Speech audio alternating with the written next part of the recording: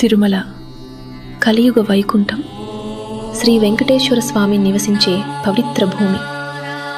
ఈ తిరుమల కొండలు సాధారణమైనవి కావు. ఇవి సప్తగిరులు, 7 పవిత్ర కొండలు.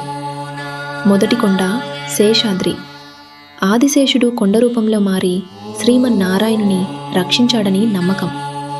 ఈ శేషాద్రి భక్తులకు రక్షణ, శాంతి ప్రసాదించే పవిత్ర కొండ. రెండవ కొండ నీలాద్రి. నీలవర్ణంతో శ్రీ మహావిష్ణువు దర్శనమిచ్చిన కొండ. భక్తి, విశ్వాసం, పవిత్రతకు నీలాద్రి ప్రతీక. మూడవ కొండ గరుడాద్రి. భగవంతుని వాహనమైన గరుడు తపస్సు చేసిన స్థలం. నాలుగవ కొండ అంజనాద్రి.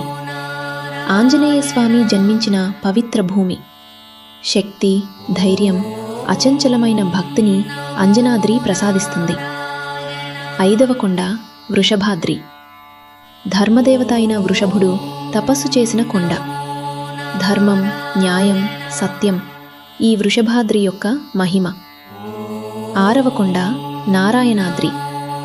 శ్రీమన్నారాయణుడు నివసించిన పవిత్ర కొండ. మోక్షం, పరమాత్మ అనుగ్రహం. నారాయణాద్రి భక్తులకు వరం. ఏడవ కొండ వెంకటాద్రి.